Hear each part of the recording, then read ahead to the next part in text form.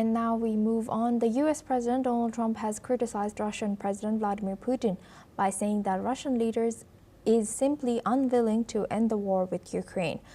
President Trump has said that he had a very good relationship with Putin earlier, but Putin just did not want to end that war, and it was thought to be making them look very bad. He could end it. Although, let's listen into what Trump has said. Look, I'm very disappointed because Vladimir and I had a very good relationship, probably still do. I don't know why he continues with this war. This war has been so bad for him. He's going into 4 years of a war that he should have won that war in 1 week. He's now going to soon be into his 4th year. He's lost 1.5 million soldiers, probably, close. Certainly in terms of wounded and no legs and no arms and all the things that happen in horrible wars. It's a horrible war. He's got to really settle this war. And you know, they have long lines waiting for gasoline in Russia right now, right? They have long lines. Who thought that was going to happen? And all of a sudden his economy is going to collapse. And I'd like to see him do well. I mean, I had a very good relationship with Vladimir Putin, but he just doesn't want to end that war. And I think it's making him look very bad. He could end it. He could end it quickly. And I have to tell you, I give credit because who would think that Ukraine could have fought Russia for 4 years to essentially a standstill? Now, there has been some early, you know, before they knew what the hell was happening, because it happened quick. Biden should have never let that happen. That's a war that should have never happened, but it did. But it's not making Russia look good, I will tell you that. Really? Tomahawks in Ukraine? We'll be talking about Ukraine, yeah. I mean, I have the president coming in on Friday, and I know what he has to say. He wants weapons. He would like to have tomahawks. Everyone else wants tomahawks. And we have a lot of tomahawks.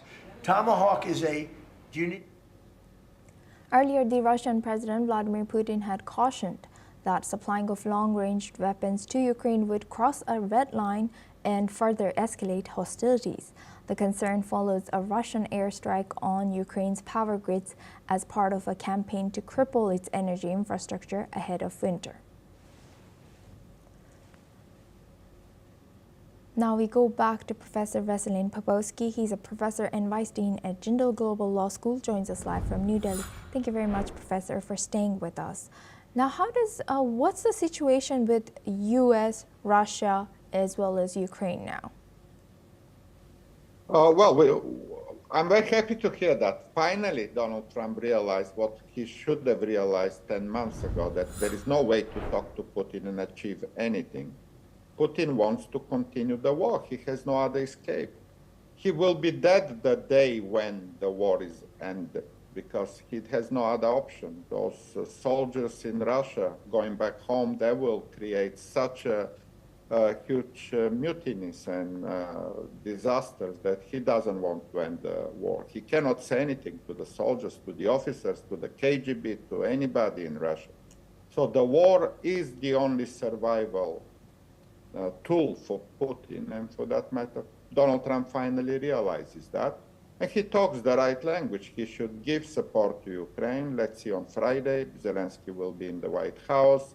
And he mentioned tomahawks, and that's a great news, because if the United States releases tomahawks to NATO and NATO provide those to Ukraine, these are already long-range missiles. They go 2,500 kilometers.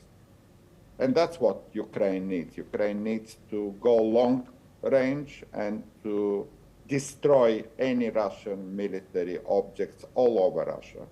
And that's why the war will end with tomahawks being supplied to Ukraine and the ability of Ukraine to strike deeply into Russian territory.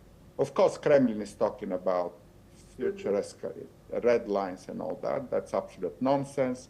Moscow is talking that every time when there is another development, and there is no way to be any more scared of those talks from Moscow. Moscow has nothing else to do apart from talks. They cannot do anything anymore. They should simply surrender and go back home and liberate the territories they illegally occupied for almost 4 years.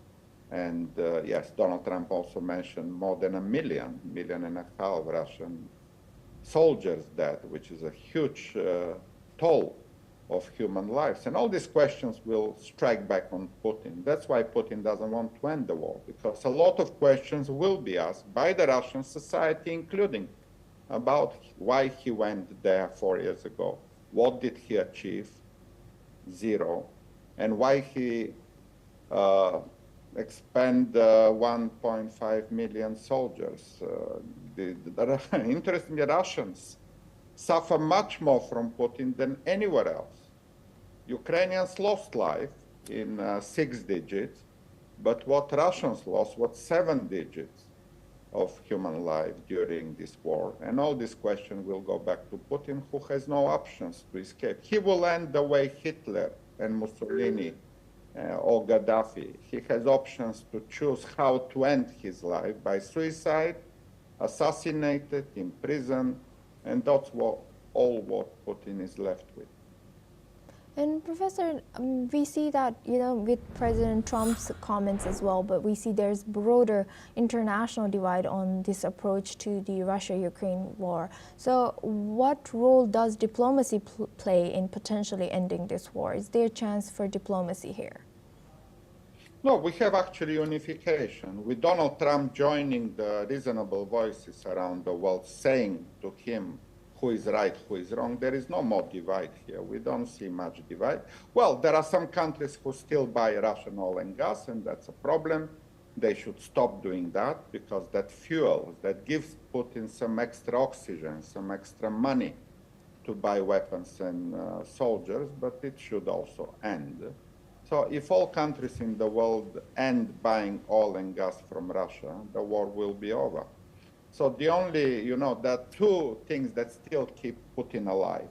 One is kind of the Donald Trump misunderstanding of Russia and trying to please Putin and trying to engage in diplomacy for 10 months that prolonged the war. Actually, Donald Trump did prolong the war in Ukraine. If it was Kamala Harris, the war will be ended by now. And the second reason the war is still there are countries, unfortunately including India, that buy large quantities of oil and gas from Russia, effectively fueling the war, effectively giving Putin more money to buy soldiers and weapons. So hopefully over time, over the next weeks and months, we will see those two sanctions on Russia, more military support to Ukraine, and the diplomacy will be very quick after that.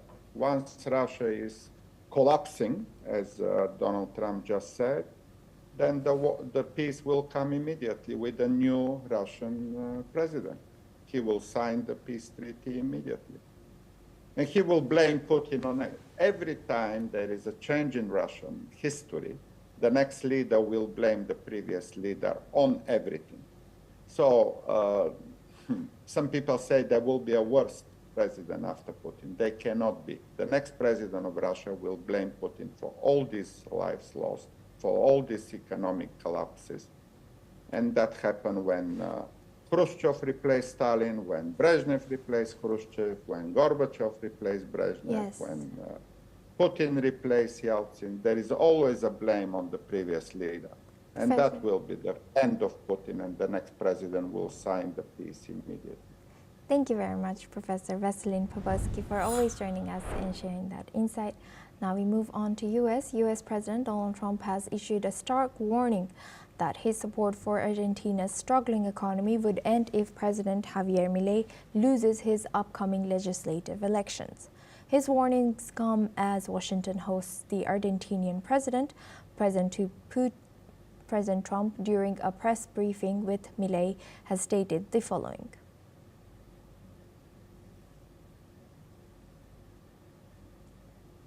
So it's a little bit like that with, if you take a look at Argentina, if the president doesn't win, I know the person that he'd be running against, I believe, probably, we probably have the person. A person is extremely far left and a philosophy that got Argentina into this problem in the first place. So we would not be generous with Argentina if that happened. If he loses, we are not going to be generous with Argentina. President Trump, who has pledged $20 billion to aid Argentina, stated that if Milei's minority party fails to gain seats, U.S. backing could be withdrawn. Despite the financial aid, Argentina's markets remain unsettled and Milei's approval ratings are low ahead of the October 2026 midterms. Trump, who hails Milei as a great leader, emphasized the ideological alignment between the two, calling it a Make Argentina Great Again effort. As Argentina grapples with a severe liquidity crisis, U.S. Treasury officials have stepped in to offer financial relief, stabilizing the peso and endorsing Milei as he faces the midterms.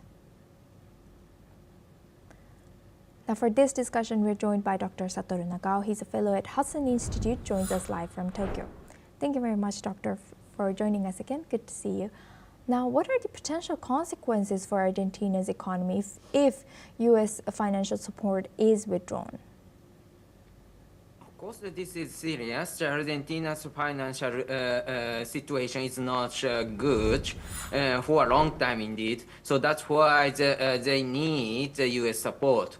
And in this case, President Trump focusing on the right-wing cooperation. So that's why if the Argentina government is right-wing, of course, this is a good message to the President Trump, because recently the United States limits the support to the other country. Despite this, Argentina got the support, the rescue plan from the United States, means that President Milei quite succeeded to get the support from President Trump.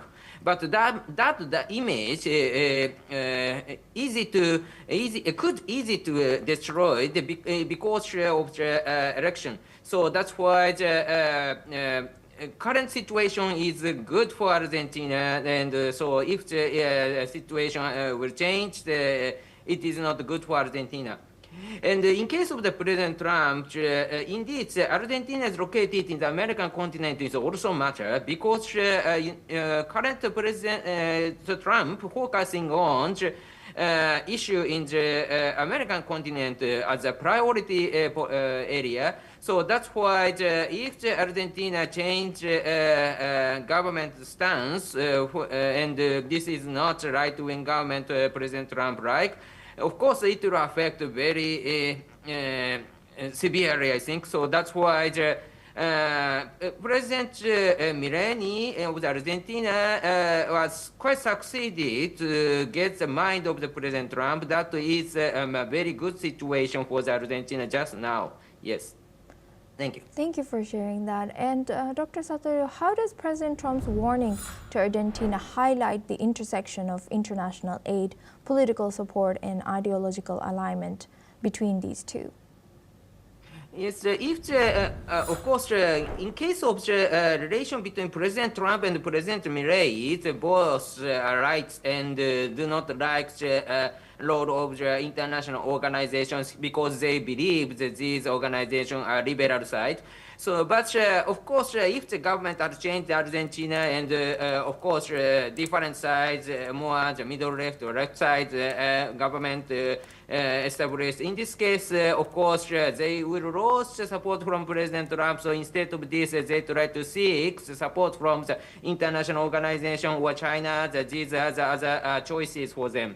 But currently, President Trump focusing on the American continent is indeed a very big impact in this region, I believe. So that's why in the election in Argentina, was President Milei's success is indeed a relatively good impact for the Argentina just now. So there is no reason to change it. But view from the diplomacy or view from the Argentina-U.S. relation, this is a relatively good situation, I think. Thank you, Professor, for joining us, Doctor, for joining us and sharing that insight. Now we stay on this topic as the liquidity crisis deepens.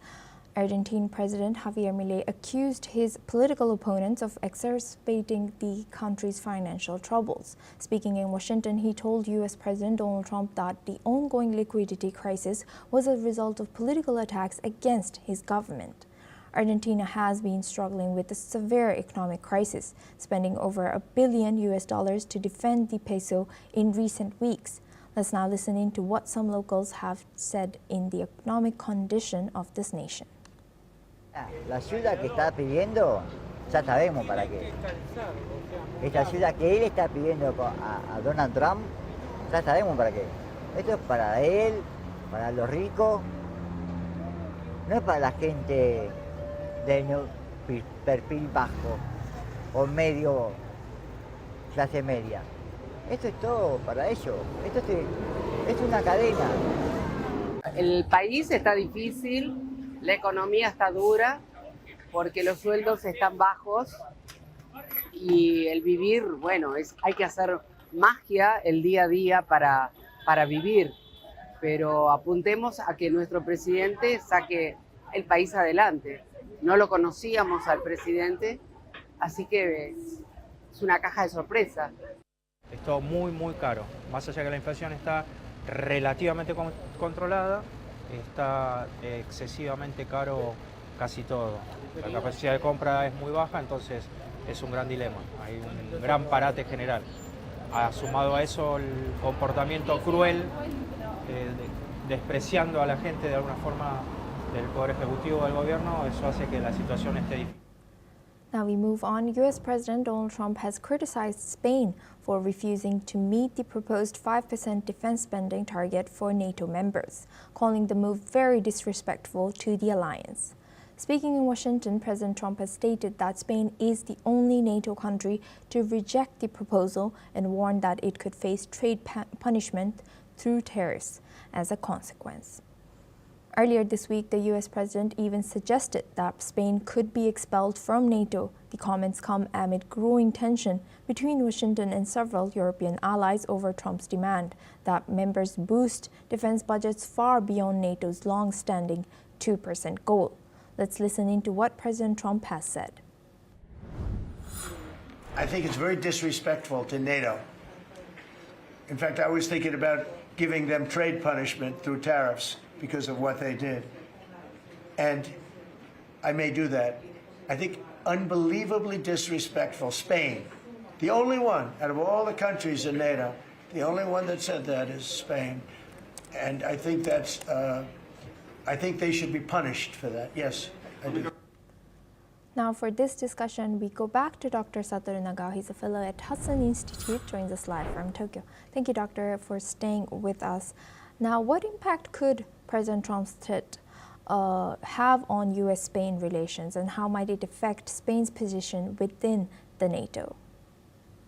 Currently, the U.S.-Spain relation is becoming deteriorating day by day, I think. But because even if we say the one word Europe, the mood is different in each region, especially the border regions with Russia, for example, the North Europe and Eastern Europe.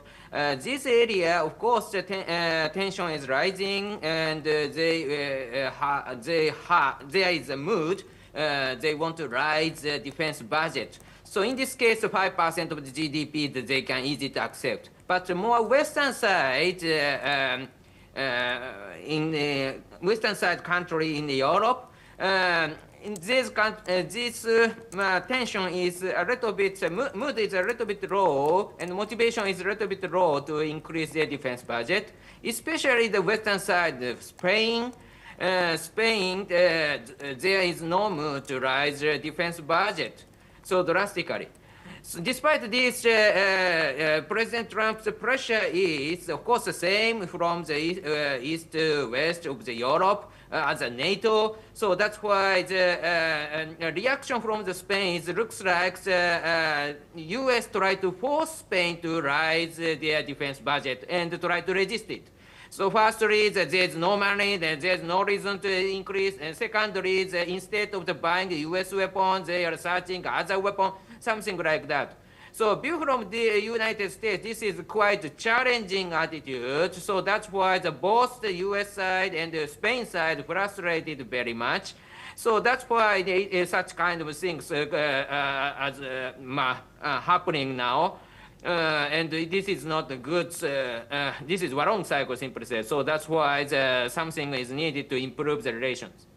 And what do you think, what are the potential consequences for NATO's unity if more member states follow Spain's lead or follow Trump's lead?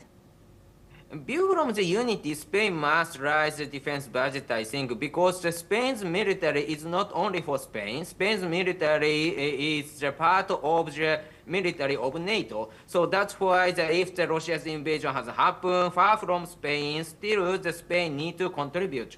That is NATO, I think. So that's why if Spain, only country, do not want to raise the defense budget, this is not good attitude as a group member.